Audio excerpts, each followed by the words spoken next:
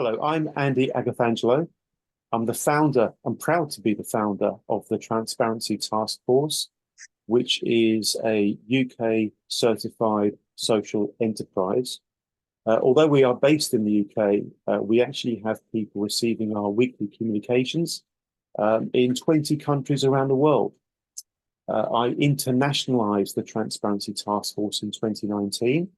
I ran meetings in Dublin, Amsterdam, Brussels, Zurich, Hong Kong, Singapore, Sydney, Melbourne, Washington, DC, Boston, and New York. And that international dimension means that, in all honesty, I'm in the relatively unusual position of having something of a global perspective on the workings of the financial sector and, frankly, the relative efficiency or otherwise, effectiveness or otherwise, of the regulatory frameworks in each country. There is so much that we can learn in the UK from, for example, Korea, Singapore, Australia, the USA. And I'm absolutely convinced it is the case that parts of Western Europe are way behind the curve when it comes to protecting consumers from harm. The UK primary regulator, the Financial Conduct Authority, has a statutory objective to protect consumers from harm, and it is habitually failing to do so. I know this for various reasons, including the fact that we, the Transparency Task Force, provide a secretariat to the All-Party Parliamentary Group on Investment Fraud and Fairer Financial Services. And that All-Party Parliamentary Group has been conducting a call for evidence about the Financial Conduct Authority for the last few years. We're going to be reporting on it in probably late November, early December. I can absolutely assure you that there is huge scope for improvement. I'm using very polite language, folks, but huge scope for improvement in the effectiveness of the UK regulator. However, in the last year and a half, I've got to learn about what's going on in Ireland. And in my humble opinion, the harm being caused to ordinary people in Ireland as a direct consequence of ineffective regulatory oversight and consumer protection is verging on the criminal. It may literally be criminal in some areas.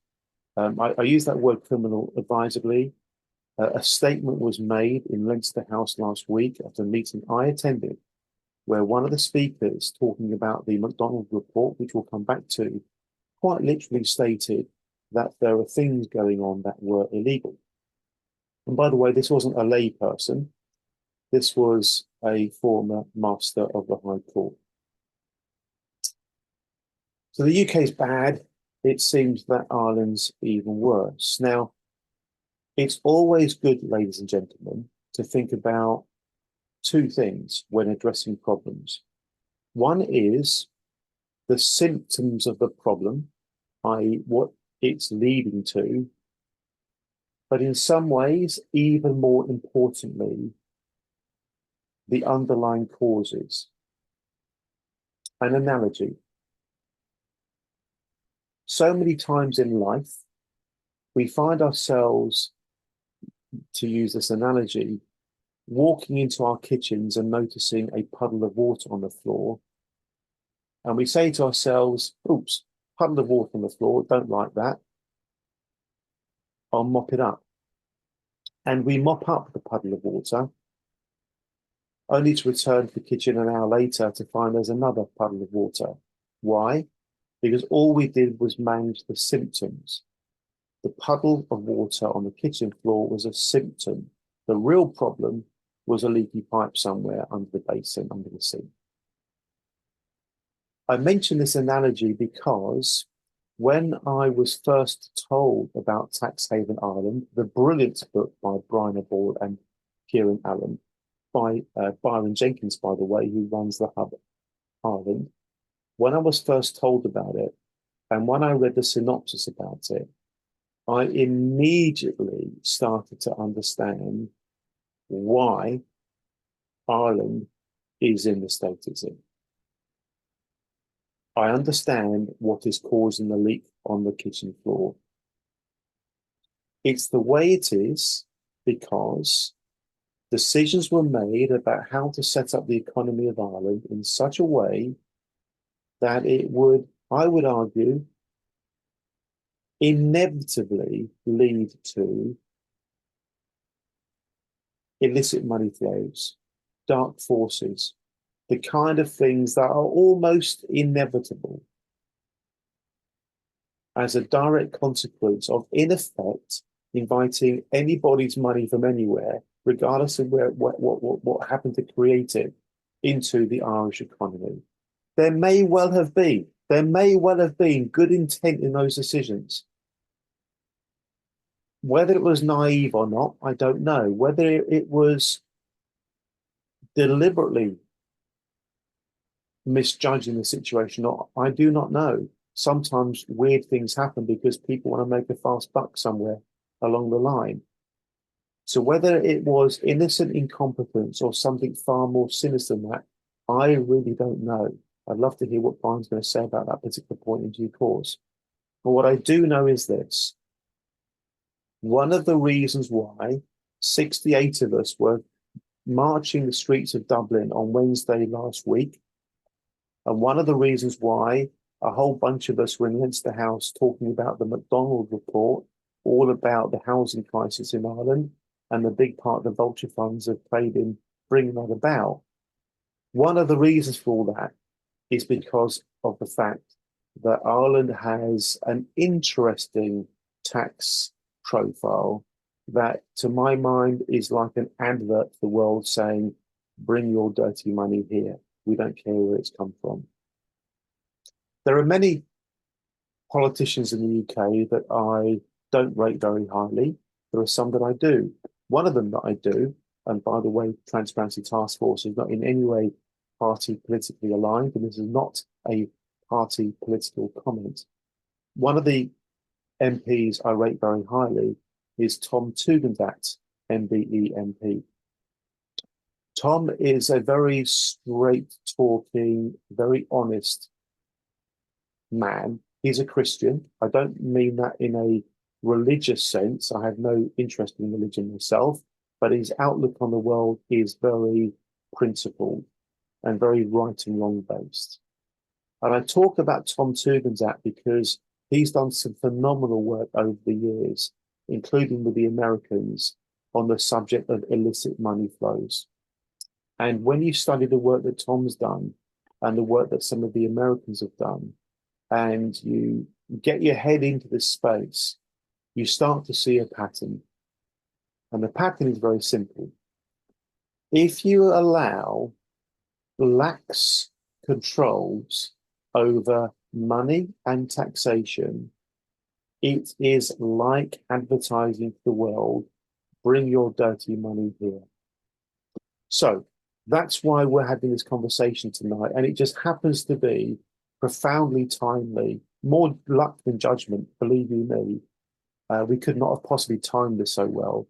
It happens to be so timely because of the march in Dublin last Wednesday that many of us participated in, and because of the promotion of the McDonald report in Leinster House on Thursday morning, and of course, because of this great big Apple tax scandal. And what I'm particularly interested in, and Brian, what I'll be so fascinated to hear is your thoughts on the vulture funds and the probably, allegedly, nefarious activities around the property market through vulture funds and banks. So what is the book all about? Well, the synopsis is as follows. It's a story about how a small island on the edge of Europe, Ireland, became one of the world's major tax havens. From global corporations such as Apple and Google to investment bankers and mainstream politicians, those taking advantage of Ireland's pro-business tax laws and shadow banking system have amassed untold riches at enormous social cost to ordinary people at home and abroad. Tax Haven Ireland uncovers the central players in this process and exposes the cover-ups employed by the Irish state. I repeat, cover-ups employed by the Irish state with the help of accountants, lawyers, financial services companies. From the lucrative internet porn industry to corruption in the property market, this issue distorts the economy across the state and in the wider international system. And its history runs deep, going back to the country's origins as a British colonial outpost. Ladies and gentlemen, that sets the scene for why we are having this conversation. I know I'm repeating myself, but the timing of it in relation to the Apple tax scandal, our March for Justice in Dublin on Wednesday, the launch of the McDonald report on Thursday, makes us all phenomenally interesting and timely for me. Mr. Brian O'Ball, we are so grateful to you for being here to tell us about your book. We know that you're a socialist activist. Please, before we dive into telling us about the book, we'd love to know a bit about yourself, sir, because we always want to know what the values are that somebody has acquired over the years or where they came from that makes them want to make the world a better place, which is clearly something that you want to do. But before you tell us about yourself in your book, Brian, can I please invite everybody to show their appreciation to Mr. Brian O'Ball, A, for writing the book, and B, for being here right now with us. Thank you very much indeed, Brian. We are very, very grateful to you, sir. Over to you. Take the mic. Over to you. Thanks, Brian. Thank you. Okay, well, listen, it's hard to follow such a warm and effusive welcome. The first thing is to thank you for inviting me on. And as you say, it is a very sort of opportune moment to come and speak about the book, because actually I haven't thought all that much about this book for a while. It's been out for 2 years, 2.5 years at this stage. But the Apple judgment has sort of, again, focused the mind on tax issues. And funny enough, you asked me a little bit about myself, and I'm always a bit more uncomfortable talking about that. But basically, in 2 or 3 quick sentences, as you say, I'm a socialist. I come from a very working class family. I was the first one to go to college. I felt distinctly out of place when I got to college. I didn't really feel like a fish in water in lots of ways. But gradually got a bit of confidence. And I suppose it was my background plus the privilege of getting an education that sort of started thinking about how the world actually works. And, you sometimes need a bit of headspace, and you need a few advantages that maybe lots of working class people don't get to be able to start to use your critical faculties. And I started to quickly feel like I had an obligation to, as Marx said, not only understand the world, but do my tiny little bit to try and change it in a positive direction. So that's where it sort of came out of. But in terms of the genesis of the book, it emerged, I suppose. We had written a book, myself and Kieran, in 2013, a profoundly political book about the injustices of austerity in Ireland. And you were talking yourself about the sort of the injustices that are behind the opacity and the lack of democracy that sort of underpins so many of our national and international processes.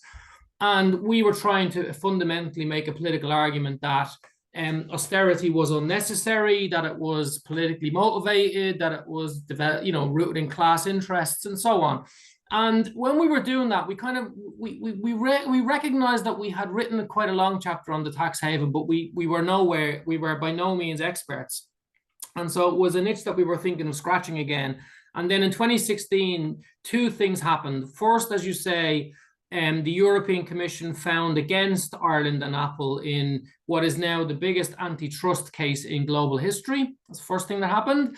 And alongside that, you also referenced the vulture funds, and just sort of, again, it was sort of serendipitous, but at the time, around in the same summer in 2016, the Sunday Business Post started to run a whole series of very interesting articles where they showed that international property funds, mostly from America, were buying up billions and sometimes tens of billions of euros worth of Irish distressed property assets, land, buildings, apartment blocks, and so on.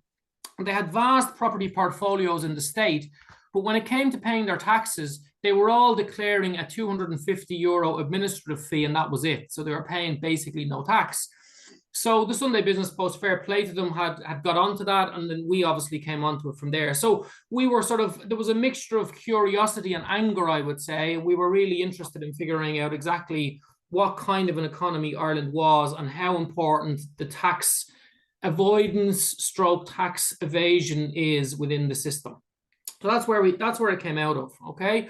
And in terms of the bigger picture, the lesson that I think we learn, or that we try to convey in the book, is that, number one, it is true that Ireland is one of the most important tax havens in the world, right? So that is a finding that is hardly blindingly original. Like lots of people now would say that. And in fact, the fact that the highest court in Europe, the European Court of Justice, has now effectively found that for 24 years, Ireland gave tax advantages to the world's biggest corporation by stock market value. Effectively, that, even that one judgment effectively, what's the word I'm looking for?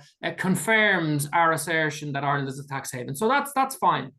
But I think what we wanted to get across was, and I think this is something you were trying to also say, Andy, is that when you think about a tax haven, you have to think about more than just tax. So whilst it's important for political reasons to call Ireland a tax haven, because so many economists, commentators, academics, politicians will refuse to call Ireland a tax haven. So we thought it was important to label it as accurately. It's also important, it's also open to slight misapprehensions, because to my mind, the role of Irish capitalism in global capitalism is much more than just facilitating a small number of multinationals avoiding some of their taxes. I think, and it's, Nicholas Shaxson's book speaks to this, I think that the whole idea of tax havens are synonymous and absolutely central to a phase of capitalism rooted in the corporate takeover of a whole series of our democratic spaces. And so, to my mind, tax havens are one play in the playbook of neoliberals. That's what they are. And what they do is they simultaneously reduce the accountability on the elites, because they're really about secrecy destinations a lot of the time. So what the most attractive feature, I would say, for the global elites from tax havens is actually that they give a lot of sort of secrecy to very, very rich and wealthy people in terms of us being able to hold them accountable. And that's why I like the whole idea of the Transparency Task Force, because it's getting to the heart of, if you don't have transparency, then you can't have accountability. If you don't have accountability, you can't have democracy. So therefore, these are fundamental questions for a democracy, right? And so that's the first thing. The second thing is that the tax haven plays a very important role in reducing not just tax, but regulation. In other words, it has sort of facilitated a more cutthroat version of capitalism than sort of existed, let's say, in the 50s and 60s and 70s. Now, it's not the only facilitator of that, but it's one of the facilitators. And then, of course, because of the avoidance of tax and the evasion of tax, it has also meant that inequality has grown massively. So for all, so in other words, we pitch the book around Ireland, but it has international consequences. That's what I would say about that. And that's the first point, right? The second thing then is maybe to give, your the participants here a bit of a sense of the Irish tax haven, its history and its mechanics. So I'll do that next, right? So the history of the Irish tax haven. I'll start with a little anecdote, right? So I was reading today the response of the Irish Finance Minister to the judgment from the European Court of Justice, right? And he says two things that are kind of interesting and important as far as I can see. The first thing that they try and say is, listen, these are all historical issues now anyway, because ultimately Ireland has changed its tax affairs since 2015. So any judgment that comes now is actually only of historical importance. It doesn't have contemporary importance. That's not true, but that's one of the lines that they give, right? Another line that they give is effectively to try and, obfuscate by saying, what happened in the period between 1990 and 2015 was we effectively got caught. We were the victims of very sophisticated corporations that changed their own internal tax affairs in relation to differences or discrepancies between national taxation systems, so that each national state just unwittingly sets up its own affairs, but it doesn't have a global sense of the overall tax system. And the corporation does have that global sense, and it can, organize its affairs in ways that ultimately undermine both the state and the taxpayer, the citizen. That's fundamentally not true. So what we try to show is that the Irish tax haven emerges in two key moments, right? Now, you can go back all the way, how long is a piece of string? You can go all the way back, as we say, to the foundation of the state. But the modern Irish tax haven comes out of two key processes. The first was Margaret Thatcher's victory in Britain over the miners. And then, one of the core decisions that the Tory government made in the mid-1980s was to deregulate the City of London.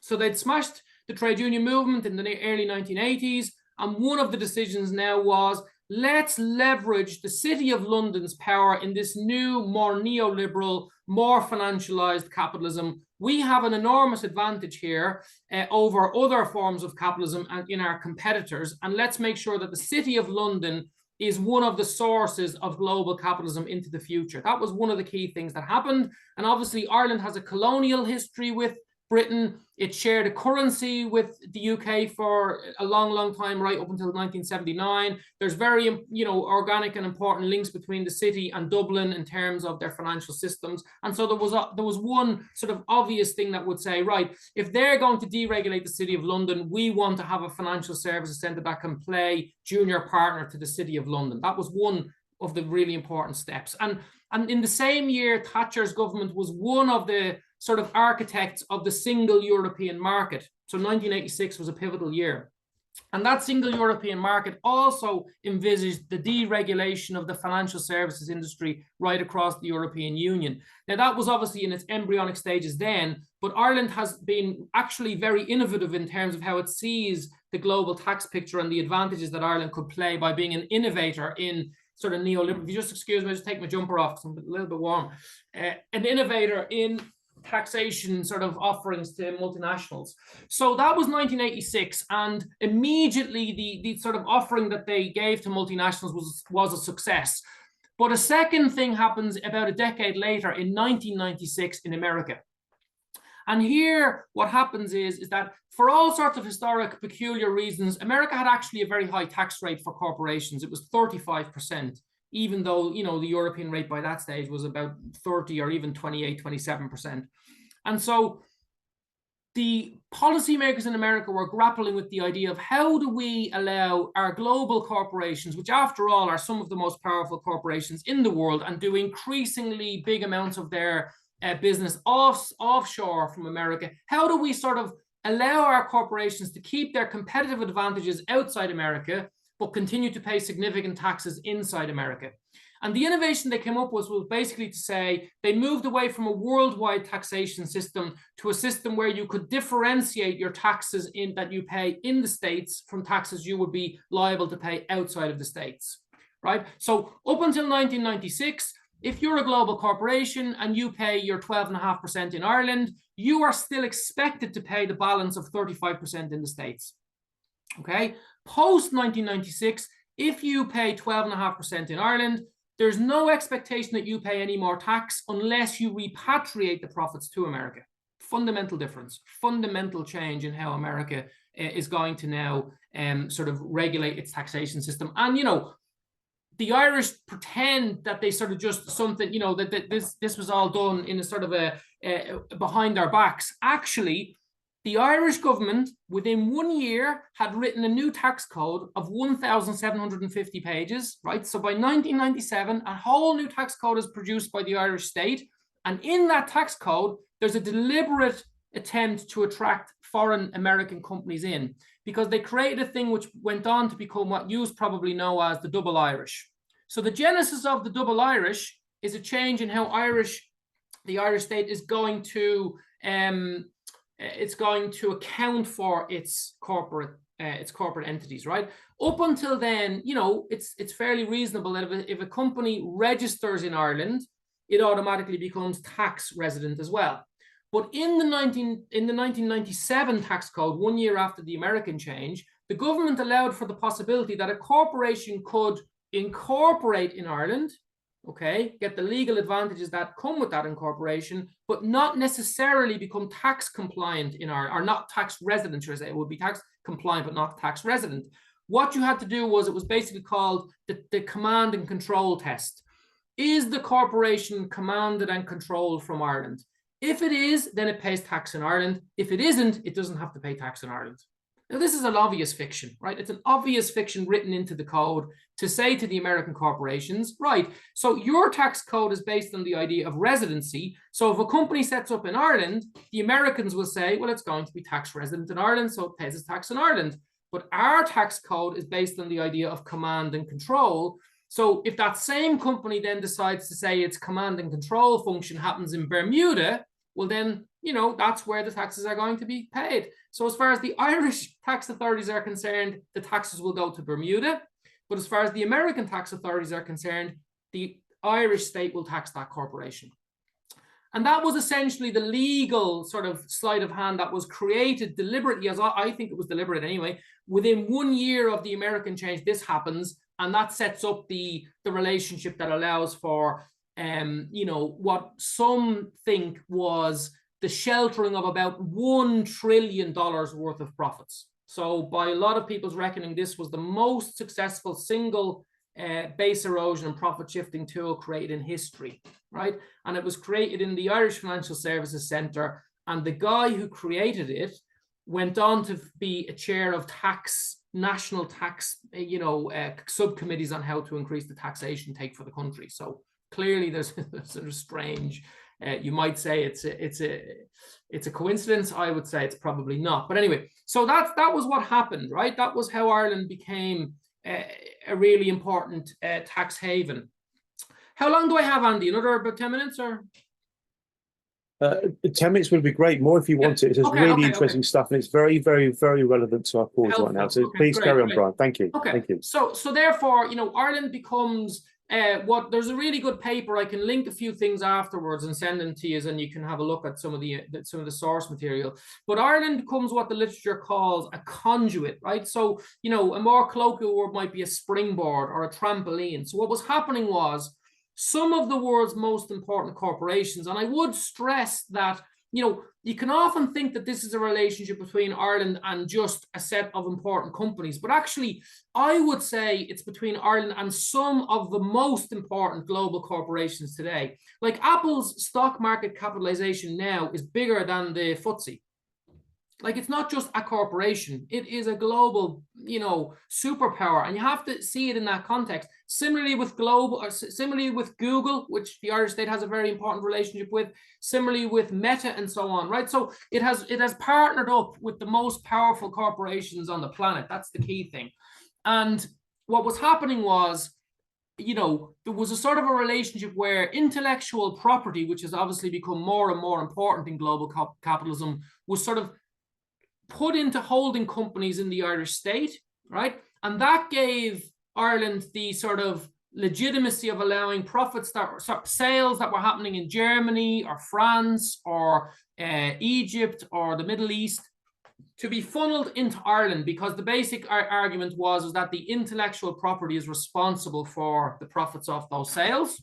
And so the profits get shifted in and they come into one company, and that company then has to pay another company, this is the double part of the double Irish, a second company, which then, you know, is responsible for owning the intellectual property. So it rents the property to the sales company effectively, and then it gets the profits back and bumps them over to Bermuda. That was the essence of the double Irish. Is that okay? That was what was going on.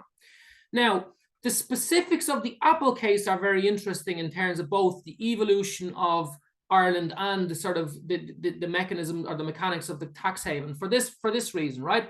Apple had a slightly different arrangement.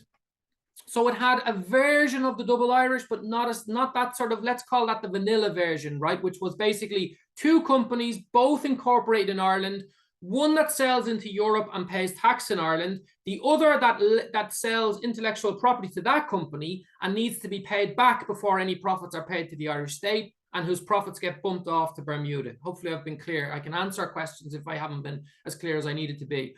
But in that situation, right, the profits moved offshore.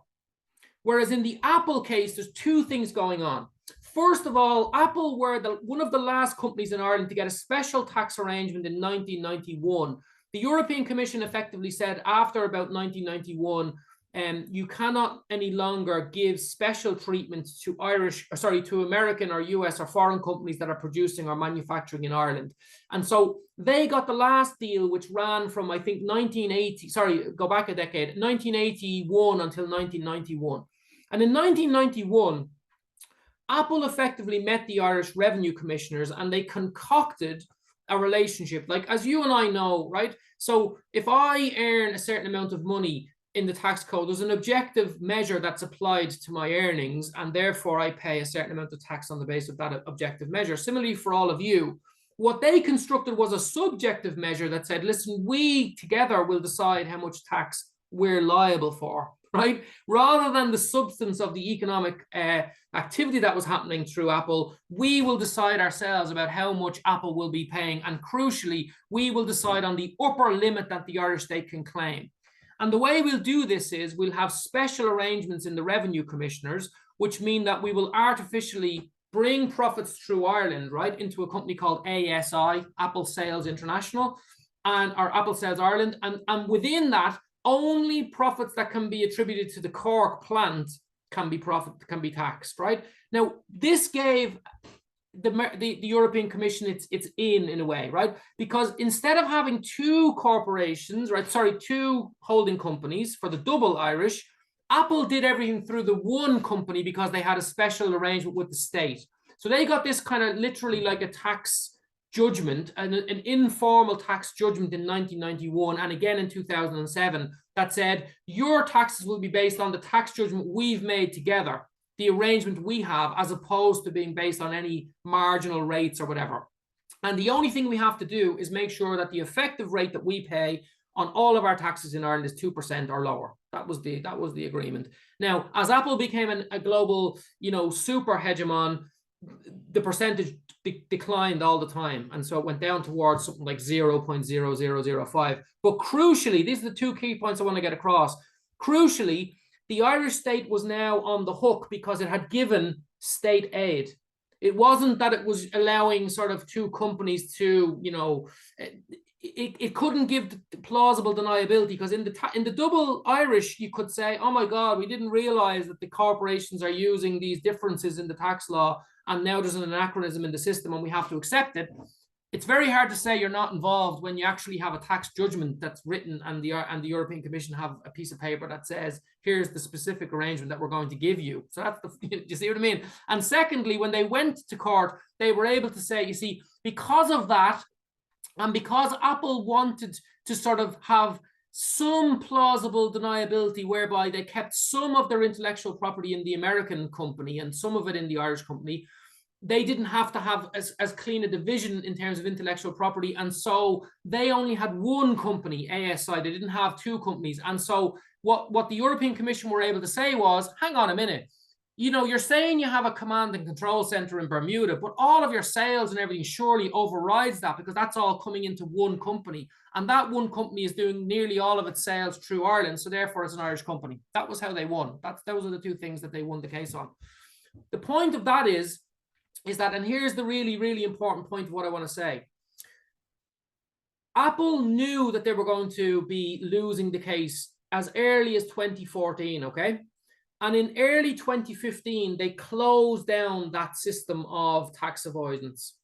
They had to. That's why the judgment only goes up as far as 2014 or 2015, because they effectively closed down that sort of the supposed loophole in 2015.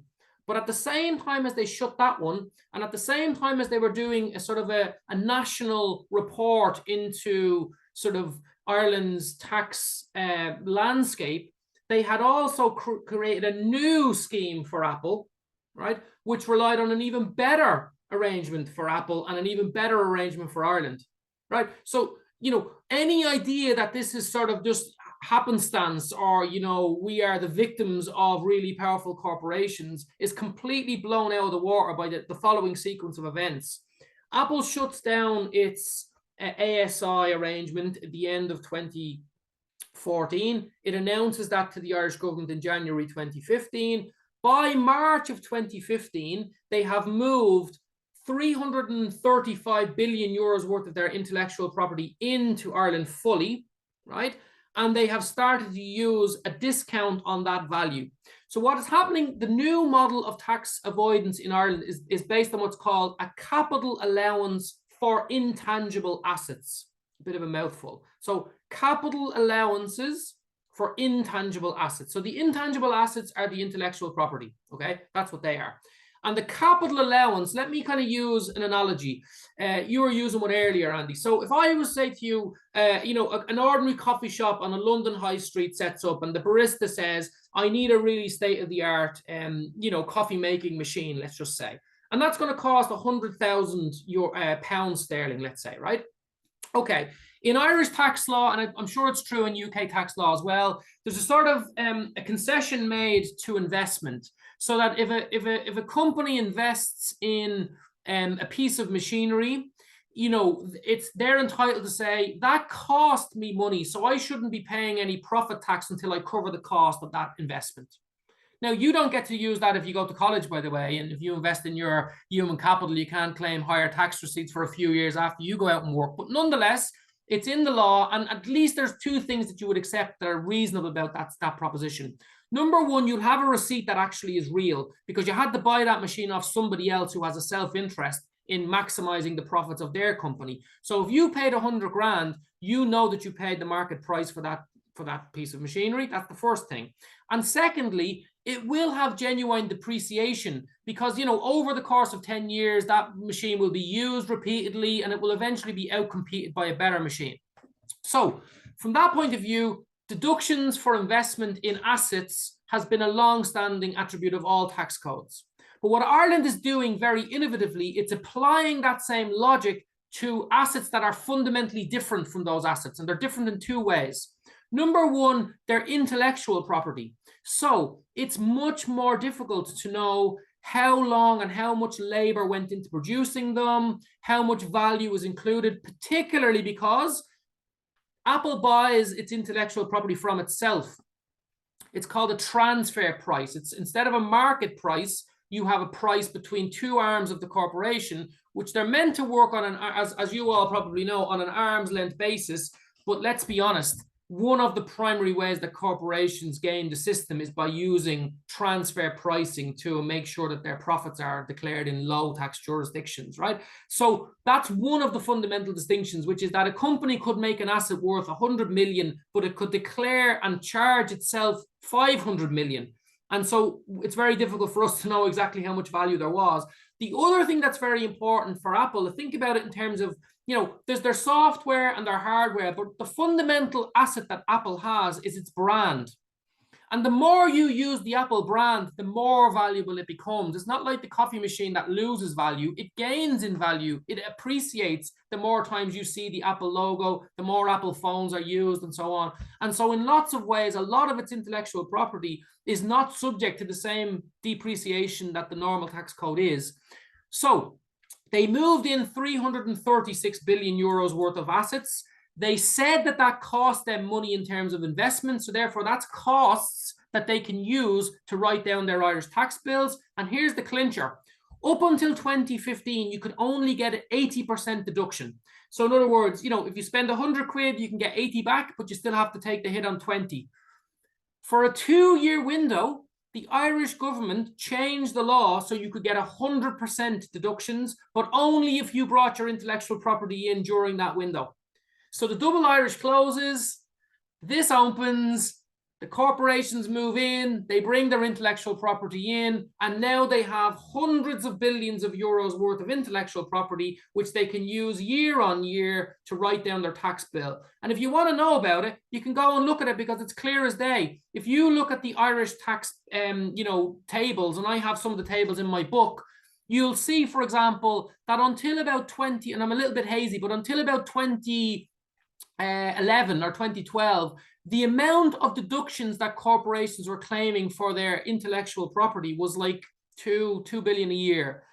After 2015, it jumps to 26 billion. So there's like a 1,000-fold increase in 1 year. And since then, we've gone from 26 billion to 133 billion for last year. right? So it's as clear as the nose on my face what's happening, right? All you need is to sniff around a little bit and you'll figure out what's happening. So what that tells me is that the Irish government has far from being an innocent victim of a very sophisticated corporation. They've been involved in a Faustian pact that has gone on, and they've actually been extremely proactive at making sure that the Irish tax haven continues to thrive, even as they face challenges. And so the genius of the Irish elites is they see the challenge as an opportunity, and they've actually improved their tax offering through the crisis. So they can simultaneously tell the world, we closed down the double Irish in 2015, and yet they can continue to offer global corporations some of the best tax avoidance tools in the world. Now, last few points, because you've been listening for quite a long time, so I want to stop talking. The consequences of this, I would say, are threefold, right? So, people often say to me, okay, Brian, I'm relatively convinced by your argument, but listen, we need a hard-nosed argument here because, okay, morally it might be repugnant that children in Africa lose out on malaria tablets, and, we can trace the lack of resources that are going to some of the poorest people in the world. We can trace excess deaths and so on to that. And, the figure at the moment is somewhere between 5 and 7 million people who die each year as sort of the indirect consequence of tax evasion and tax avoidance, right? So there's billions and billions, and actually it's probably about 4 trillion avoided each year. And the consequences are devastating for the poorest people in the world.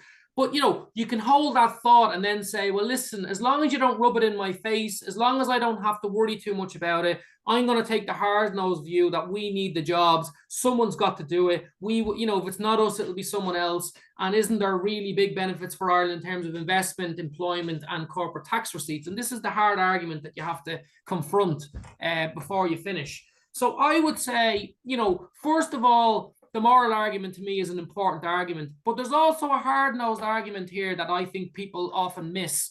So let me give you 3 things and I'll stop. First of all, if you look at Eurostat, Ireland has the highest consumer prices in Europe, right? Now, as you said, Andy, Ireland is a small country on the periphery of Europe. It was underdeveloped for an awful long time, and yet average prices in Ireland are 141%, so 41% higher than the average price in the average European country. And you wonder, how is that? Especially when Irish wages, especially for lower and middle income earners, are not out of line with the rest of Europe. So what we have is ordinary real wages for lower and middle income people, but here's the rub. We've really high wages for about a quarter of the workforce, all of whom are in some way linked to the tax haven. So you have about 400,000 workers who are directly linked in there. They work for them. About 350,000 workers who work for the multinational sectors out of an economy of about 2.1 million workers. And alongside them, you then have maybe 200,000 people who work facilitating the tax haven. And the wages at that upper level are astronomical. So they're 10%, the top 10% of Irish earners, right? Let me roll back. Average median wages in Ireland at the moment, the median wage is about 38 grand. The average wage is about 48. So that already tells you it's skewed. But there are 10% of taxpayers who earn 181,000 as their average. Right? So it's just phenomenally high. Like, that's just a phenomenally high amount. And as I say to people, why do you think we have high prices and high inflation? We have higher inflation than ordinary because there's a real sense in which prices get driven up by the quarter of the population who do well out of the tax haven, which means that 3/4 of people don't, and they have wages that don't track with the prices. In terms of the housing crisis, Andy spoke about the fact that the vulture funds. One of our chapters looks at the genesis of the relationship between the Irish property elites and the American vulture funds. It shows where they meet, how they met, and how they sort of came up with the idea that the wall of cash from the international vulture funds that was needed to prop up and then spur a recovery in the Irish property sector was absolutely essential from their point of view in terms of recovering the prices of their assets. So the wealthiest 20% of Irish society has more assets today than they had at the height of the Celtic Tiger. But the consequence of that for everybody else is some of the highest mortgages in Europe, some of the highest rents in Europe, some of the longest social housing waiting lists, some of the worst homelessness figures. So in other words, the commodification of housing plus the tax haven have meant that ordinary people on average wages have to pay higher prices in the shops and have to pay higher mortgages or rent in their, on an ordinary basis. And then two last points. You're talking about transparency. It's really important. We live in a society where all of our elected representatives constantly tell lies to the population about the kind of society we live in, right? And there are real effects in terms of how this works. We have there was a famous report came out in Ireland during the recession years where it said 1 in 5 children goes to school hungry. And we use that. I'm a member of a group called People Before Profit, and we have some members of parliament, and we use that to say, how can it be fair that the cleaners in the offices of Google are paying a higher effective tax rate than the shareholders, right? It's a moral point, it's a political point as well. And the argument back is always, well, they don't put it this way, but the argument back is always, well, we don't really have democracy, do we? Because we can't control the investment from multinationals. And if we were to tax them a little bit more, they would blackmail us and leave. They will say to us, unless you give us unusually high advantages, we're not going to stay here. And the political implication of that is that the democracy is subservient to decisions of private people who make private decisions for their own private interests against the wider interests of the population. And this brings me to my very final point, which is that if you care about democracy, which all of you do, if you care about transparency, if you care about accountability, if you care about climate change and being able to control the forces of unelected capital in any way, shape, or form, well, then the Irish tax haven is your enemy, because it impacts on the poorest people in the world. It impacts on the Irish workers. I just explained that, but it also has, negative, deleterious impacts on the wider challenge that we face in terms of reining in corporate power before it destroys so much of what we value. So for all those reasons, I hope you read the book, and thanks so much for listening to me blab on for so long. Right, Brian, that was absolutely fantastic. That was absolutely fantastic. Can we please show our appreciation to Brian? You put so much energy and content into the last 40 minutes or so. That was absolutely brilliant. Absolutely brilliant. I could spend the rest of the evening just talking to you and not letting anybody else in. Folks, what we'll do, we'll go around and get comments and questions from people. I'll particularly be keen to hear from Byron Jenkins when he gets back to his desk. It's because of Byron that we got to hear about the book. I'll be particularly keen to hear from Seamus May, because Seamus often talks about corporatocracy, not democracy. It's a big theme of Seamus, and he's got a superb TED talk out there. Very keen to hear from anybody that wants to chip in with comments and questions, including, of course, Emily Buchanan. If you'd like to come in with any comments or questions, Emily, please feel free to do so. I'm going to ask one general question, if I may, first of all, before we go around to others for their comments and questions. So, Brian, the chapter to do with the US vulture funds and the property magnates and all the rest of it, can you give us what the big sort of themes are within that? How did the tax haven Ireland dynamic contribute to predatory, profit-seeking at all costs, vile vulture funds that are quite almost literally pecking away at the carcasses of Irish through the unlawful repossession of houses and all those sorts of things that we were marching in the streets of Dublin on last week? Tell us a bit more about that, please, Brian, and then we'll go to others. Thank you. Do you want me to take? Do you want to take a few and then I'll come back, or do you want to? No, we'll do one at a time. It's far more natural that way. That's how we do things here. No it's problem. natural. Perfect, Thank you. Okay, so the situation there was that the Irish Financial Services Centre, the International Financial Services Centre, had attempted from the 1990s to compete in the market for what's called securitization. And securitization is an innovation in capitalism that sort of says, listen, time is money. So why don't we take assets that have long time frames and cut them up and try and, flog them on now. So in other words, we're selling on today the debt, the obligations for payment of those debts to somebody else. Yeah. So I have a mortgage with Declan, and Declan has a 30-year mortgage with me, and I then sell the rights to that to somebody else. That's what securitizing is about, right? And so Ireland was basically saying, look, if you want to be in the securitization area, you have to make sure that companies are not subject, or that international investors are not subject to double taxation. In other words, they won't set up in the IFSC if they feel that they're going to be taxed on assets that may be, sourced and originated in Germany, let's just say, right? So there was a certain logic to allowing these companies to become what are called tax neutral. That's what the language in Ireland was. The big innovation, to answer Andy's question directly, is that the Irish elites recognized that what they could do was they could, instead of the securitization vehicle just being available for assets that were held outside Ireland, you could start offering them to international companies that would come into Ireland and hold assets in the Irish state. So vehicles that were initially envisaged as sheltering companies from double taxation from Ireland when they were already being taxed, let's say in Germany, were now being offered to companies that were coming in from Germany or America, and they would buy up Irish assets, right? So these were called Section 1110. This is just that's the tax code that they were coming from. So the code was Section 1110. So that's what the companies got called in shorthand. So these Section 110 companies, effectively what would happen would be, say a big multinational like Mars Capital, they would set up a holding operation in Ireland which would buy assets, okay?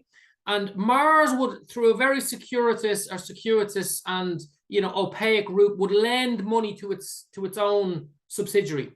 And the subsidiary then would basically pay interest on the loan back to Mars Capital.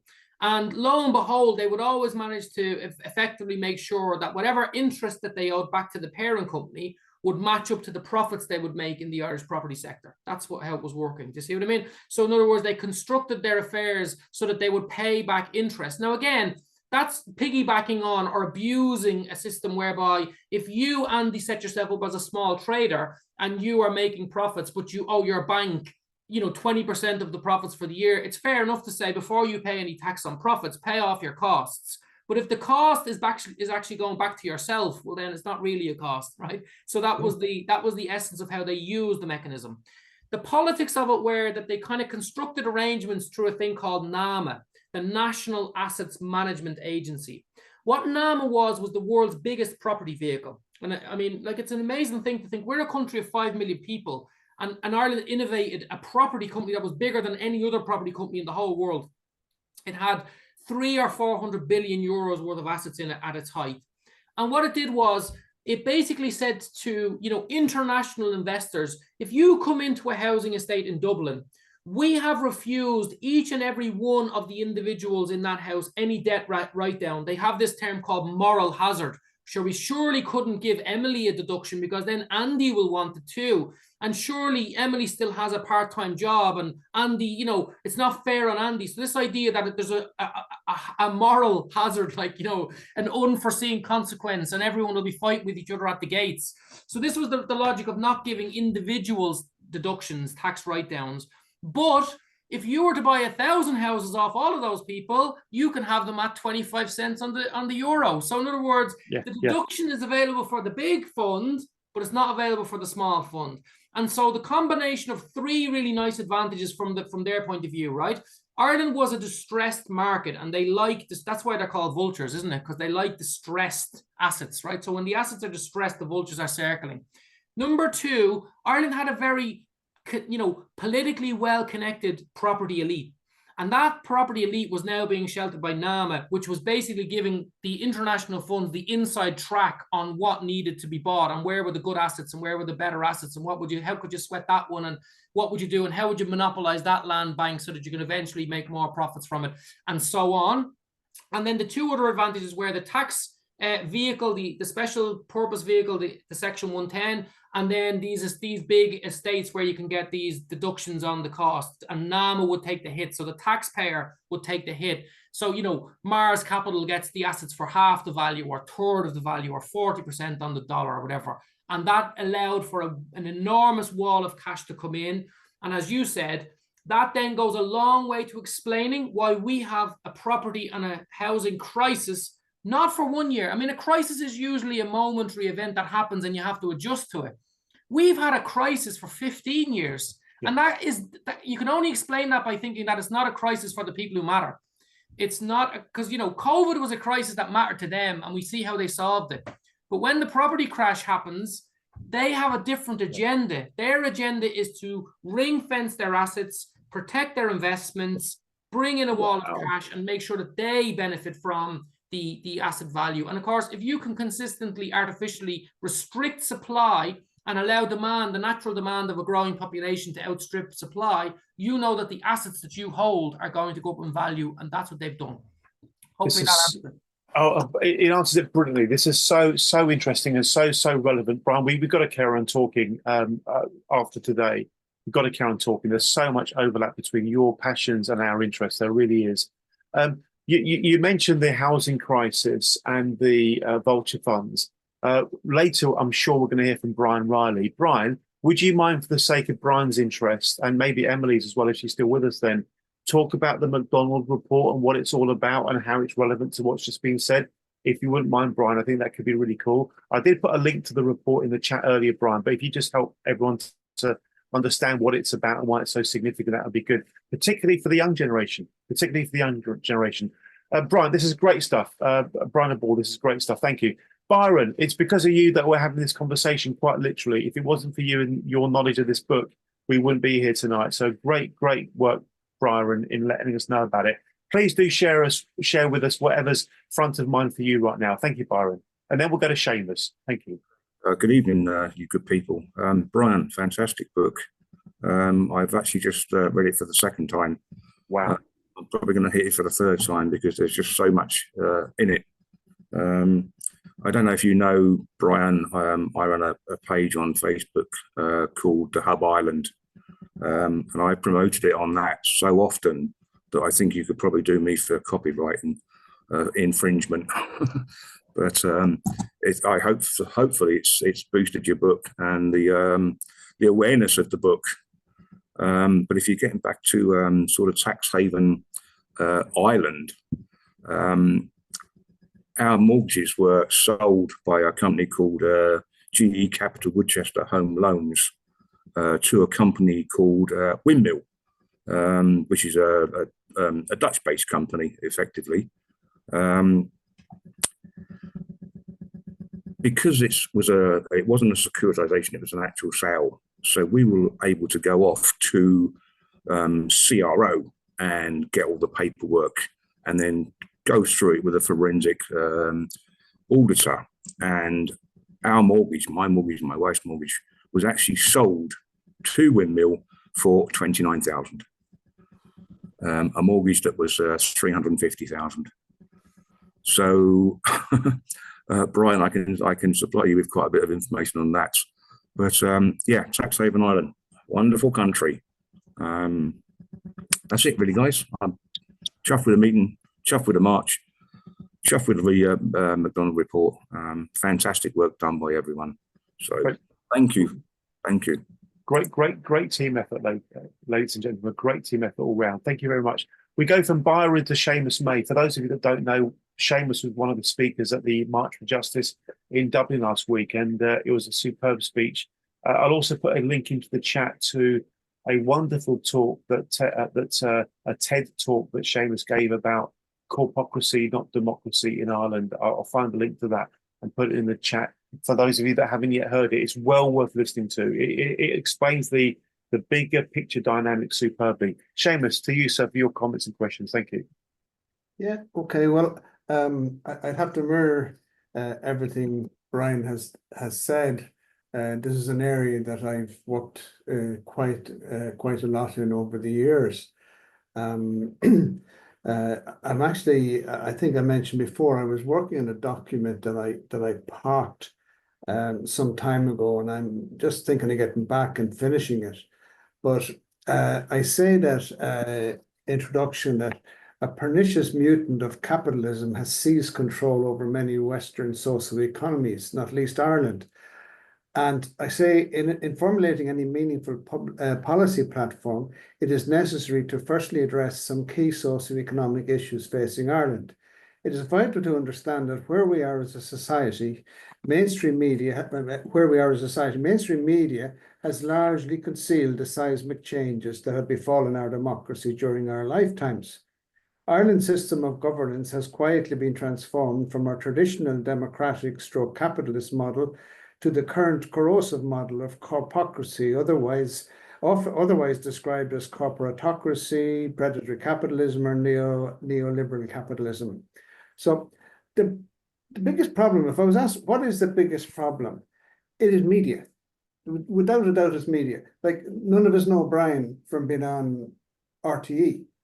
Maybe, Brian, you have been, but you know, you're not a mainstream media favorite, nor is anyone sort of on our side of the fence. And I thought it was actually very good last week at the march that there was zero coverage in the media for the march or for the launching of the McDonald report in the Dáil. Doesn't that say it all? These were very, very important. The March for Justice and not a word in the media.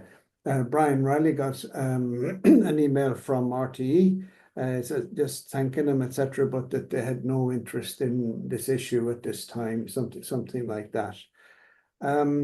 So we are the Wild West of law and order when it comes to corporations, when it comes to company law.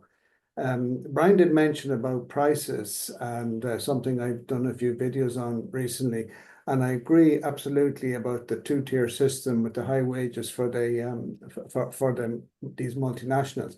But there's also, Ireland has always had a problem being an island economy of cartels, because anything that had to come into the country, so the cartels would get, say, exclusive rights to import this, that, or the other. They'd all get together, prices go up.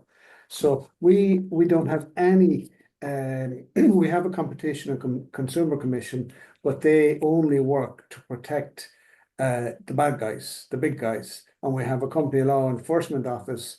Again, it doesn't do its job. It protects the bad guys. So we're in a terrible, and that's exactly what our justice system that we were talking about all last week. Our justice system protects the big guys, the bad guys, and it prevents the small guys from obtaining justice.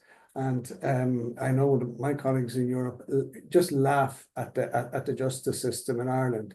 So Brian's on the ball there, and I've read also Nicholas Shaxson's book. Is it? I don't know. That's the Finance Curse. If you might see it, but that's well worth reading as well. The thing is, there's so many of us out there, and what Transparency Task Force and Brian Riley, etc., is doing is gradually bringing us all together. People that know we still have this problem with the media. For example, I came home last Thursday night, and I switched on local radio on Friday because they have the what's called the Friday panel. So who was on the Friday panel? Fine Gael TD and a retired Fianna Fáil councillor. So you can imagine them discussing the problems of the world. It's not real what goes on and what we're presented with, and that's all that the people at home can go by. I was listening to radio this morning. The two lads were very good and blah blah blah, you know, and they all agreed that somebody should be held responsible for the bicycle shed, but of course nobody will. So to me, going forward with this wonderful movement that we have, cracking media is all important. And unfortunately, at this point in time, it means us all working very hard on social media. Thank you very much indeed, Seamus. Great thoughts from you. We're going to go from Seamus to Mr. Tony Lawler. Tony, you're a pretty straight talking man. What would you like to tell us today? What are your reflections on what Brian Boyle has spoken about, and anything else you want to briefly share today? After we go to Tony, we'll go to Brian Riley, who's going to tell us about the McDonald report. Tony, please take yourself off mute, Tony. Thank you. Sorry, Andy. First of all, I'd like to thank Brian personally. That is some detailed account of Tax Haven Ireland and the intricacies that these people get up to divert the course of the values of these distressed assets. These people, unfortunately, the tendrils of this octopus, we call it, reach right up to the very top of government level. And there's a cloud of secrecy around all that, and all this information is kept to itself. Now, I noted from the McDonald report that there was two projects mentioned. Project Cherry was one, and the other one skips my mind now at the moment. But the biggest scandal, well, one of the biggest transfers of assets in this jurisdiction that was conducted by NAMA, and is Project Eagle. Now, you are well aware of Project Eagle, and Project Eagle has been successfully unwound by, let's call it, for the moment, an academic who knows what they're talking about. The reluctance for that complaint and for the integrity of this person to be hockeyed around the place, to me, is a bigger problem as what state aid is. State aid is one thing, but when you highlight it, the extent that these people go to hide it and to just dismiss people when things like this are unearthed. Like Project, let's just give an example, not give an example, let's just give a fact. Project Eagle was, and how Project Eagle operated, was done under the full supervision of our Minister of Finance at the time, Michael Noonan. He sat in on them meetings. He knew there was going to be a transfer of a €5 billion asset to an American fund for 1.3 billion. Now that's 3.7 billion in the difference. Now, if you think that these people were going to leave that 3.7 billion there and they weren't going to come after it, and they weren't going to evict people, they weren't going to take businesses, they weren't going to destroy lives in their pursuit of that money, that's what they do. That's why they are vultures. Now, we need the language that's used. I can understand a lot of the language that Brian used, and I understand a lot of the language that that Ed Honohan uses, and I can understand a lot of the language that Cormac Butler uses and things. But understanding is one. But what these people are saying, if we were to follow on that track, the whole thing opens wide up to I have no doubt, and I would just pose one question to Brian. From his research, and he has said tax haven Ireland, and we know that providing state aid for big companies is illegal state aid. Is it illegal state aid what's been given to vulture funds, especially with Section 1110 gives them charitable status, and that penetrates our sovereignty, our tax sovereignty? Is that, or does that amount to either direct or indirect state aid? Tony, thanks for such a powerful, straight question. Brian, any response to that? Any thoughts on that? It is a very good question. First of all, I just wanted to thank Byron and to thank, I'm just getting the name, sorry, Brian, for the comments that they made, and Seamus as well. Sorry, yeah, I mean, it struck me as you were speaking that I remember I was canvassing in an area in Clondalkin a few years ago with my other hat on as an activist, and a woman at the door, and she was exactly in the situation you're talking about, where a little bit like what Byron said about, you know, the fund had come in and bought the mortgage behind them, and then was what they call is sweating the assets. So effectively, you know, they're changing the interest rates on your mortgage.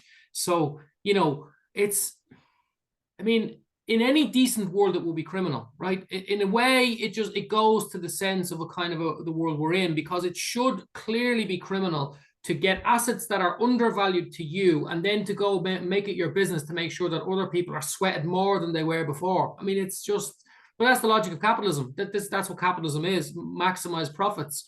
And profit maximization means you squeeze hard, especially on people who have houses, because the last thing you want to do is lose your house and lose your families, you know. And the idea that I'm sorry, I'm slightly confused, but was it Byron that said that his house was sold for 29,000 euros? I mean, Yeah, geez. yeah. I mean, like, what's that? Eight or 7 or 8 cents on the euro. I mean, you know, the idea that they couldn't have given that deduction to somebody who maybe lost their job, let's just say, and said, listen, there's no moral hazard here. We have specific criteria. You have lost your job through no fault of your own. You have to be given the deduction. And, you know, even a half of your deduction of what they got, you'd probably be able to go on with. So that's what I would say. On the specific question about state aid rules, right? Tony, I stressed on purpose the intricacies of the ASI arrangement because it's an open secret that the Irish state is giving state aid to all these corporations, right? It gives these corporations state aid all of the time. The question becomes, is there a way to move away from the tax sovereignty question towards other kinds of questions? And the reason why the Margaret Vestager investigation worked was because they were able to use competition law, to say, actually, you've given a specific arrangement here that is under competition law. It's a very interesting proposition that you're putting. You're basically telling me that, listen, if you've given these Section 110 companies to vulture funds and you haven't given the same opportunity to Irish companies or whatever, well, then this constitutes an unfair advantage inside Ireland. And yeah, I mean, it's a good question. Is there anybody who has a legal background that's involved with yourselves? Because I wouldn't know the merits of whether or not you could prove the case. I mean, I think you could prove it in a colloquial way to say, yeah, it's definitely state aid. Well, could you actually Brian, I actually hold an honours degree in law. Now, I'm not, I just have an interest in law, and I continue to have an interest in law.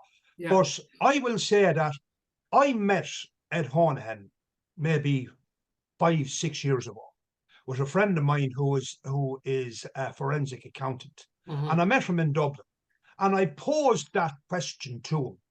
Is Section 110, does that amount to illegal state aid?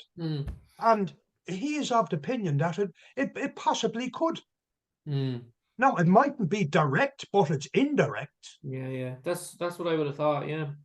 And I mean, you know, the question about justice is another important one, because there was if you listened to the commentariat about, you're right, like you know, I don't know who said it, but like I've literally been invited onto the media maybe half a dozen times and then told afterwards, listen, Brian, sorry, there's someone else has come up, or, you know, there's a problem on our end and you're not getting on. I'm not saying it's a huge conspiracy, but it has happened. But as it happens, your invitation has been a springboard for me to potentially be on News Talk, which is a national radio station in Ireland, on Thursday morning. Is that with Joe Lyman? Yeah. Brilliant. Joe's at the march on the Wednesday morning. Yeah, so that must be, so that's great. So we'll see. I mean, he was meant to have it yesterday, and then he rearranged it till Thursday. So we'll see. I mean, I'm until I'm on, I would always be slightly skeptical that I'll get on. But look, you know, when you're talking about Ireland, like the people who got to commentate on this were people like Seamus Coffey. And what Seamus does is he does the opposite of what you said, Tony. You said what we have to try and do is democratize our conversation by using language that is accessible. Now, some of this is very difficult. You know, it's kind of complicated stuff, so you have to work hard. You can't, sometimes it's difficult to simplify complicated things, if you know what I mean, but you've got to try. Whereas he did the opposite. He took what isn't all that difficult to understand. The ASI arrangement isn't all that difficult to understand, and said, well, you'd need 3 degrees to understand this stuff. It's so complex and labyrinthine. And ultimately, you know, we have to put our faith that the process has now worked its way to the conclusion. And, you know, we're at the end of a process. And even if the Irish government was responsible, it no longer has these arrangements in place. Now, all of that is, you know, it's factually correct if you look at it through a very narrow lens, but it's actually mostly not true in a really substantial way, because most of it's not, you know. So to my mind, it is very important that we try to use language that includes and allows people to develop their own understanding, as opposed to excluding people and sort of patronizing them that they can't understand the world. Most people. Let me just say this to you, Brian. Let me just say this to you. I brought up Project Eagle deliberately. Project Eagle has been examined. I'm just going to put that word on it because it's a simple word. Has been examined by a legal academic who is renowned on a European basis. She has written and produced reports for the European Court on Human Rights and for the European Commission, and got a recommendation here in Ireland from the then Minister for Justice, Alan Shatter, a number of years back. Now, she went along and she looked at Project Eagle, and she can actually build a link between Project Eagle and money laundering. Okay. Money laundering is a criminal offence. Yeah. Tony, it's probably wise if we hold that point there, but I assure you, Brian, that what Tony is saying is absolutely correct, and the evidence is very, very compelling. But we'll leave that point there. We're going to thank you so much, Tony. We're going to nice one, absolutely nice one. We're going to jump back very quickly to Seamus, and then we're going to go to Brian Riley, who's going to tell us about the McDonald report and how it was launched Thursday morning. Thank you very much, Seamus. Thank you. Yeah, listen, I'll only take a second on this one. On the point of illegal state aid, you know, if you went to a bank back after this crash and said, I want to buy a house, I want to buy someone else's house, number 68 of Downtown Avenue, you couldn't do it. They wouldn't sell you the house because they were selling them by the thousand. And people were discriminated against because they couldn't, obviously I couldn't buy 1,000 houses, 500 houses. So that, and then the tax treatment that they got, it was simply daylight robbery. But the other side of it is then justice. How do all these people that have been robbed get justice? Well, the fact is they won't, because again, and I mentioned it the other day in the speech, but the representative actions law that just came in a few months ago it's not retrospective. It's also very, very hard to get past the criteria for setting up an organization to take a case. So yeah, a lot to talk about and a lot to talk about going forward. Seamus, thank you very much indeed. We're going straight to Brian Riley. Am I off mute? Can you hear me? Yeah. Yes, we can. Okay. Well, first of all, can I just say, Brian, that was hugely interesting. I'm not going to pretend for a second that I could understand it all. But so I've ordered my copy of the book. I'll have a read of it first, and then I'll pass it on to Ed Honohan. Before I get on to I'll very briefly just run through a couple of notes here. Before I get on to the McDonald report thing, Michael McGrath was being congratulated all over the place for his appointment. And I had to comment, and I hate being thrown in a negative comment. But anyway, I started off by wishing him well.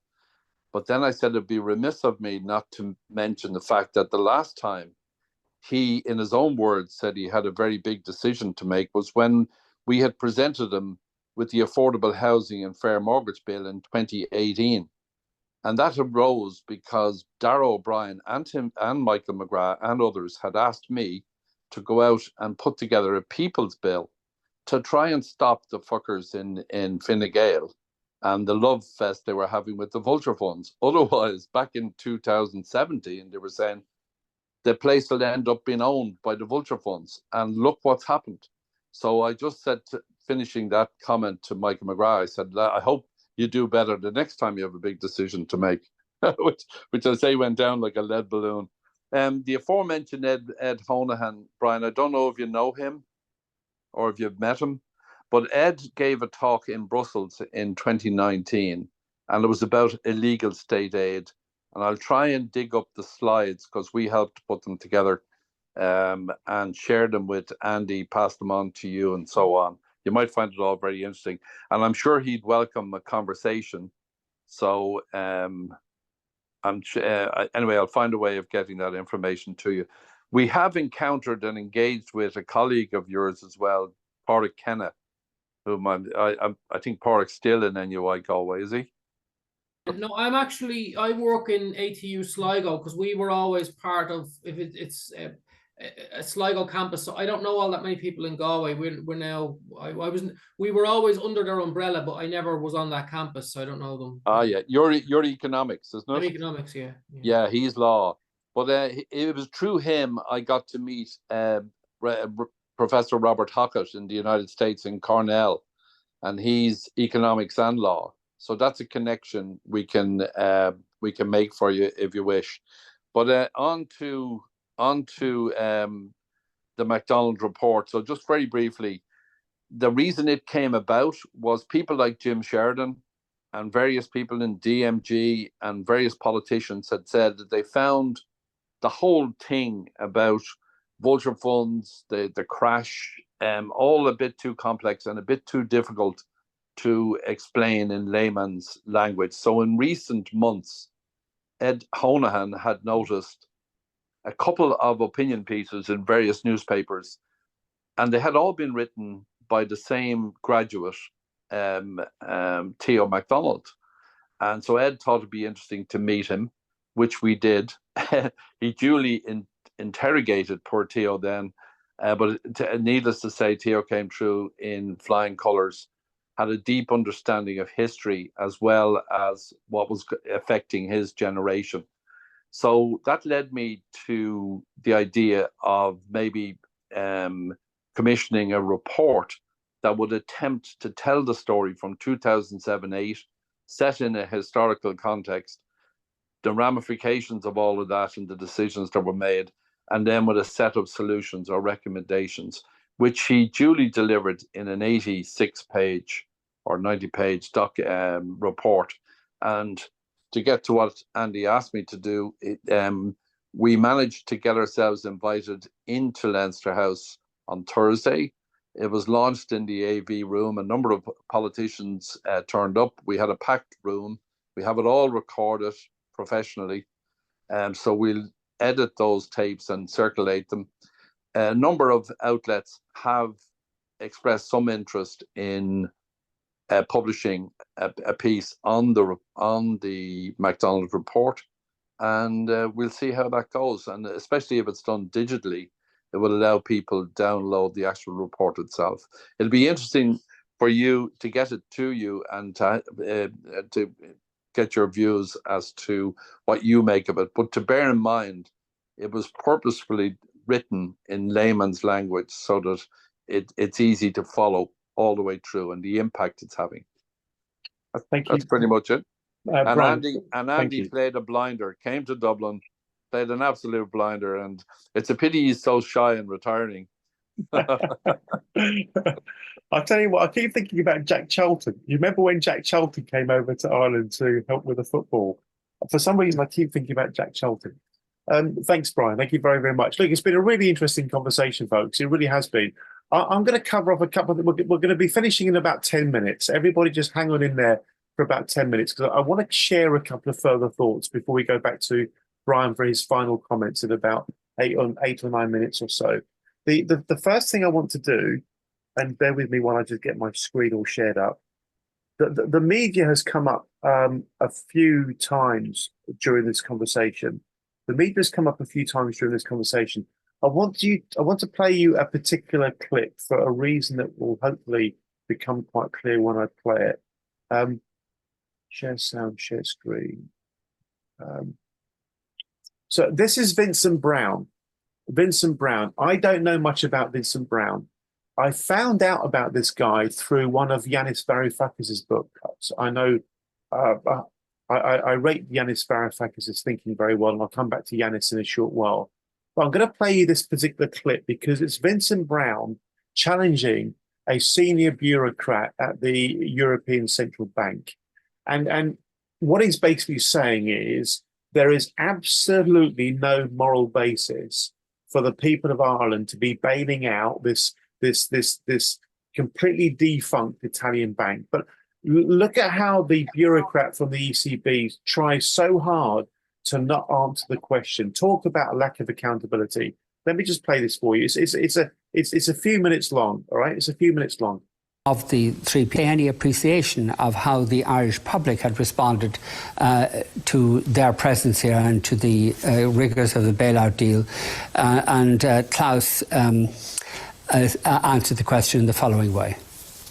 The attitude, as far as I can see or judge, and this is of course I have only a limited perspective, is very good. I'm impressed by the depth of the discussion in Ireland and the understanding of complex economic financial sector issues, which is revealed by looking into the Irish press, looking into the discussion, but also when I come from the airport with a taxi driver, they are often very well informed, I must say, very well informed. So I think that is a good sign that here we have an open discussion. It's a difficult adjustment process, but there is an open debate, and there's a debate where economic arguments play an important role, and I think that is how it should be. I thought I'd ask him a little more about his conversations with the taxi driver. Let's have a look.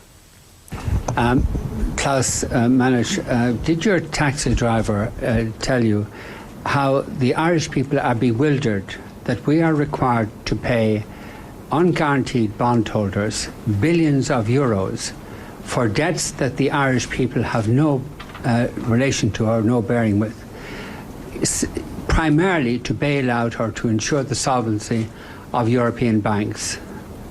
And if your taxi driver asked you that question, or if the taxi driver had asked you that question, what would have been your response? That's my first question. Well, can we take it? We take a couple together. Can you ask the second question? Well, my second question is a completely different issue, and I may have a follow-through if Mr. Masters doesn't answer the question in a way that would illuminate the taxi driver's understanding of all this. I would have a follow-through question. Right. Can I ask you then to pass the mic, and we'll come back to you for the second question? Yeah, well, if you don't mind, that's a way of breaking up the exchange, and I would prefer if it went this way. We have a tradition in Irish journalism that we pursue issues, and that when somebody doesn't ask a question, we follow through on it. And I hope that tradition will be respected on this occasion. So could you answer the question? Yeah. Mr. Vincent, I have answered a very similar question of you. I think it was 2 reviews ago. You addressed the question. You addressed the question previously. I addressed the question. Yes. I answered it. I would say I can understand that this is a difficult decision to be made by the government, and there's no doubt about it. But there are different aspects of the problem to be balanced against each other, and I can understand that the government came to the view that all in all the costs for the Irish people, for the stability of the banking system, for the confidence in the banking system of taking a certain action in this respect, which you were mentioning, could likely have been much bigger than the benefits for the taxpayer, which of course would have been there. So the financial sector would have been affected, the confidence of the financial sector would have been negatively affected, and I can understand that there was a difficult decision, but that the decision was taken in this direction. Yeah, that doesn't address the issue. We are required to pay in respect of a defunct bank. There's no bearing on the welfare of the Irish people at all. We're required to pay in respect of this defunct bank billions on unguaranteed bonds in order to ensure the health of European banks. Now, what would you explain? How would you explain that situation to the taxi driver that you talked about earlier? I think I have addressed the question. No, you haven't addressed the question, because you've referred to the viability of the Irish financial institutions. This financial institution I'm talking about is defunct. It's over, it's finished. Now, why are the Irish people required, under threat from the ECB, why are the Irish people required to pay billions to unguaranteed bondholders under threat to the ECB? You didn't answer the question the last time, so maybe you'd answer it this time. Well, I think he doesn't have anything to add to what he's already said. Just a minute. This isn't good. This isn't good enough. This isn't good enough. You people are intervening in this society, causing huge damage by requiring us to make payments not for the benefit of anybody in Ireland, but for the benefit of European financial institutions. Now, could you explain why the Irish people are inflicted with this burden? Well, I think I have addressed the question. You've nothing to say. There's no answer. Is that right? Is that it? No answer? I have given an answer. He's given an answer. You have given an answer that doesn't address the question. That's your view. That is my view, and I think it Yeah. would be the view of the taxi driver and the view of our viewers tonight. Right. Can we please move on? The reason I wanted to play you that clip is because the topic of the media in Ireland just keeps coming up. And I'm about to say something that I mean very, very, very seriously. I'm absolutely convinced that there is a major problem with the media in Ireland. Now, in the UK, there are several absolutely first-class journalists, some of whom we've got to know very, very well. I'll mention a couple of names, two of several. I'll mention James Hurley at the Times. Through James Hurley at the Times, we have helped to expose what's called the Ulster Bank scandal. And James is working on quite a bit that's highly relevant to what we've been discussing tonight, and the vulture funds and banking misconduct and regulatory failure and those sorts of things. An absolutely first-class journalist, clearly just the same kind of person as Vincent Browne. We just saw that clip from many, many years ago. The other absolutely superb journalist in the UK is Andy Verity, the BBC economics correspondent. Andy Verity wrote this book. I was at the launch in Parliament when it was launched. The incredible true story of the whistleblowers jailed after exposing the rotten heart of the financial system. All about the folks like Tom Hayes and others who ended up going to jail despite the fact that they were completely innocent. They went to jail. The senior bankers who were responsible for what went on actually didn't. So Andy Verity, superb journalist. James Hurley, superb journalist, and several others in the UK. I do not see, and this is not meant as an insult, please don't take it as a criticism of anybody here tonight. I do not see any journalist in Ireland doing the kind of work that Andy Verity or James Hurley or Vincent Browne was doing years and years ago. Where is the Vincent Browne of today in Ireland? We need somebody who is a truth-led journalist who has the courage and the inclination to write about what needs to be written about. And there's a lot of it. There's a hell of a lot of it. Before we go to Brian O'Ball for his final comments, and I'll just leave that thought hanging there about the media, the state of the media in Ireland. Before we go to Brian O'Ball for his final comments to wrap the conversation up tonight, does anybody have anything they are itching to share before we do so? It's been a particularly enjoyable evening and a very informative evening. Does anybody have anything else they'd like to share before we wrap up? One thing, Andy. Yes, Tony Dollar here. One thing that I just want to say to you, in light of the last comment that you're just after making about the media, they couldn't wait, first of all, to get Vincent Browne off the television because of the manner in which he used to grill politicians when he'd get them on, and the way he would expose and the way he would question. Now, I would say there's a similar trend that was given to one of my heroes, Ed Honahan, who used to stand up to these people and stand up for fairness and justice and truth in his court. And as soon as he started doing that, and as soon as he started exposing things, they take the remit from him and they give it to somebody else. That'll tell you what we're up against. Now, that wasn't done by any journalist. That was done by heads of political parties. Understood. So that's the problem that we have. We get somebody in there who's on our side, who are getting a bit of a fair crack at the whip from, and what do they do to take them out? Yeah, They've done the same thing with Vincent Browne. I was speaking to a former advisor to Tony Blair early this afternoon, and one of the ideas that came up in the conversation was about how to make real change happen. And we need three things to be in place to make real change happen. Number one, we need a very strong argument that is rooted in law, not in morals or in niceties, but rooted in law. Really strong arguments rooted in law. Number two, we need supportive politicians. We're getting there with that. I'm really pleased with how things are going with the likes of Michael Fitzmaurice and Matthew McGrath and others. There are some politicians who are getting it. That's great.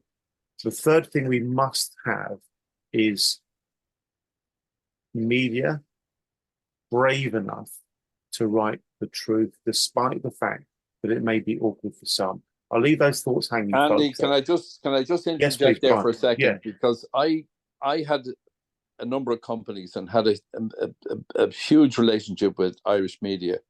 And when I met people involved in this whole campaign struggle, initially I said there was no problem. I'd go around, I'd meet the owners and the editors and all the rest of it. And I'd explain what's going on and get them to attempt to cover it. And of course, they're all very polite and all the rest of it. Now, the reality of it is that, to answer your question, where's the Vincent Browne of today? Well, there are a number of them. And, you know, the Maeve Sheehan and Kitty Holland and Mick Clifford, and there's various others. The difficulty is that over the years, it's been, a number of them have done features with, you know, interviewing Ed, talking about the whole bit, only for the article to disappear. So the control that the guys have, the others, the vested interests have over the editors is where the problem is. And it's very difficult to get past them. That letter from RTE, that lady, that head, she's the head producer there of Primetime Investigates. And she said she wants to continue to take an interest in what we're doing. She was very flattered to have Jim Sheridan involved, but the editor knocked it back. And that's what we're going to be up against until we actually shame them into covering something, I think. Brian, thank you so much. Just before we go to Brian O'Boyle for his final comments before I wrap the session up, Brian Riley, you said something earlier tonight that I thought was really, really interesting when you spoke about if we can't get the Irish media to cover stuff, maybe we need to go to the States. Maybe we need to get the Irish American journalists who have an interest in what's happening in Ireland to start to expose what's going on. And all they really need to do is ask the right kind of questions in the right kind of way, and the stories will just come out. It's like an apple tree with loads of ripe apples on it. Nobody's been picking those apples at all. There's loads there. We just need motivated, truth-seeking journalists to go for it. Brian Riley, thank you very much. Mr. Brian O'Boyle, your final comments, sir, before I wrap the formal part of the session up. Thank you. Well, first of all, I just like to thank people for a very interesting conversation. And, you know, one of the nice things about the book is that you do meet people through the networks that are around. And I'm heartened to hear of all the work that's going on. I'm very heartened to hear about the McDonald report, which I hadn't heard of before, but I'm going to have a read of that. And I'm happy to hear that it's sort of written in a language that allows people to be included in the conversation. Because as you said, so much of it is trying to exclude people. But just the other thing that I think that struck me as I'm sort of wrapping up is that, you know, the tax haven is sort of, in the end, it's a kind of an umbrella term for me for all of the injustices that capitalism embodies, right? So, you know, you're talking about children who, you know, are being made to live on streets or are not getting the security of having a home. And, you know, maybe down the road, they end up, you know, coming a cropper in terms of the justice system. And they might have done, like, smashed up a bus shelter because they're so, you know, angry at the world that they've been forced to live in. And then, you know, there's this moral judgment of these kids as if somehow they're the problem in Irish society. And actually, the biggest gangsters, the people who are perpetuating the deepest injustices, are the people who are supposed to be the custodians of our democracy. And to my mind, that's a really, really profound thing to understand, that we live in a society where the state is fundamentally linked to the interests of elites, and therefore it will look after their interests under the guise of justice. And for us, it's a deep injustice. How can the state set itself up to pay taxpayers' money in a context of a deep crisis and recession in Ireland, when there's so much poverty, so much insecurity and anxiety for so many people, and then they set themselves up to make sure that they don't take the Apple tax money, you know, and then they consistently tell untruths in order to defend the interests of a really, really powerful global elites who are unaccountable to the rest of us. So to my mind, that's the essence of the discussion that we're having. And that's the essence of the discussion we have to have more broadly. How do we expect more? How do we go about getting more from a system that so often undermines people as opposed to supporting them? And I think, you know, in our own little small way, the book is there as a conversation starter to say, listen, if you want to really understand the nature of Irish society, you know, the tax book won't tell you everything, but it'll tell you very important things that allow you to have a better sense of citizenship in the state. And, you know, the final point would be, you know, very few people have read the book. And the reason why they don't read it is precisely because what it's about. We sent the book to every journalist in Ireland. We offered to go on every news station. We offered to go on anything anyone wanted to be on. And the only thing we got back was the Irish Examiner. Fair play to them. They allowed us to do a piece for, you know, an op-ed piece. And the journal gave us an op-ed piece. And otherwise, we've had nothing, absolutely radio silence for a few years. And as you said, like, there's over 1,000 citations in the book. I'm not saying it's the best book that's ever been written, but it's, you know, it was written in such a way that it tried to be somewhat accessible, but also it wanted to be rigorous so that they couldn't just dismiss us. We wanted to be able to say, actually, the analysis here is, you know, irrefutable from your point of view. But of course, they don't have to refute us. They just have to ignore us. So we have to make sure we build bigger movements so they can't ignore us anymore. And I think that's the other political lesson that I'll leave you with. And thank you again for giving me the platform. You're most welcome, sir. We've really enjoyed hearing you speak tonight, Brian. Thank you so much. Ladies and gentlemen, I'm going to be closing by showing another short video clip. If you need to go now, that's fine. Go now. But if you can hang on in there for another 2.5 minutes or so, please do.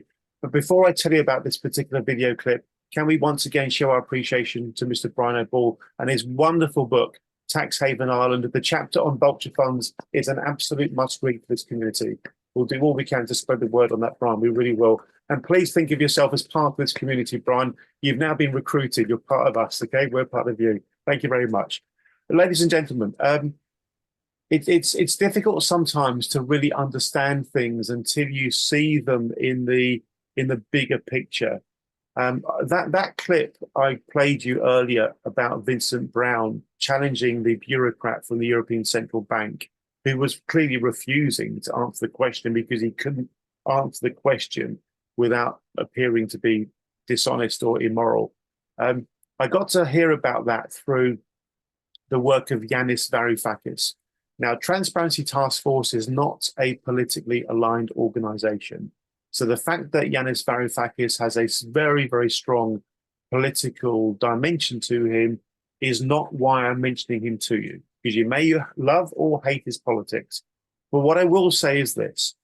He has a documentary series that, if you watch it, will help explain most of the stuff we've been talking about tonight.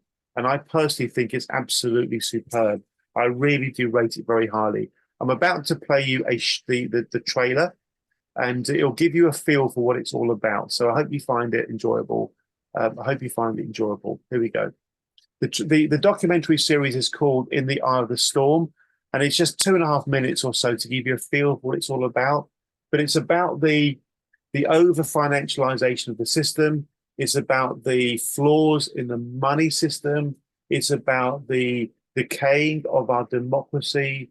It's about corpocracy, not democracy, which is Seamus May's big theme. It's about all of that stuff, and it's brought together in such a really, really interesting way. I hope you enjoy watching this clip, folks, and then we'll wrap up the session. Thank you. Debt is to capitalism that which hell is to Christianity. Unpleasant and essential. We are in the middle of the worst economic crisis since the Great Depression. The sacrifices of the Greek people will bring the country back to prosperity. The 2008 crisis was not one of the normal periodic downturns. It is the longest damage-inducing crisis in the history of capitalism. I could feel that the tsunami was coming. The result being the modern world that we live in. We were negotiating with financial terrorism, creditors who did not want their money back. Every asset of the Greek state was bundled together. This was a hidden bailout, and we were collateral damage. They want our properties, they want our homeland. Austerity is another term for class war. Orchestrated attempt of economic aggression. It cannot be described in any other way. I could see Wolfgang Schäuble, the German finance minister, getting very agitated. He gets the floor. Elections cannot be allowed to change economic policy. It became a massive battle to prevent the public ever from finding out. I've never listened to such an inaccurate report. This is what an oligarchy does when an oligarchy gets threatened. Like David and Goliath, they had to get rid of him. The landline rings. If you want your son to continue to return safely every night, you better lay off, and he mentioned a particular bank. We're being dragged into a labyrinth.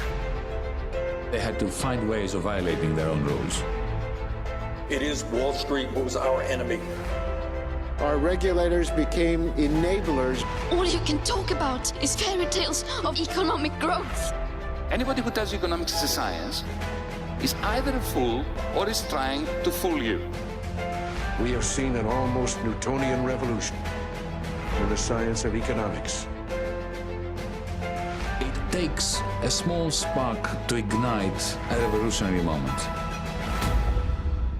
Either we move beyond capitalism, or we die.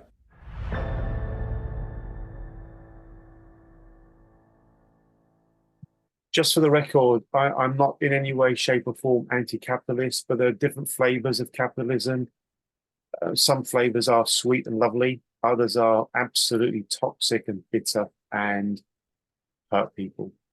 People who put money before morals, people who put profit before people. That's not the world I want to live in. That's not the world I want my children to live in. That's not the world I want any of us to live in. Something needs to change. And we can go back to that famous quotation by Margaret Mead that we referred to on a few occasions on the march last week. Never doubt that a small group of thoughtful, committed citizens can change the world. Indeed, it is the only thing that ever has. Thank you all very much indeed for your time tonight. Thank you particularly to Brian. And thank you particularly for Emily Buchanan for being here, a journalist with us tonight. A real pleasure to have that. Emily, thank you so much. Thank you, everybody. Good night. Wish you well. We'll get the recording out as soon as possible. Cheers, Brian. Great job, sir. Thanks again. Thanks again.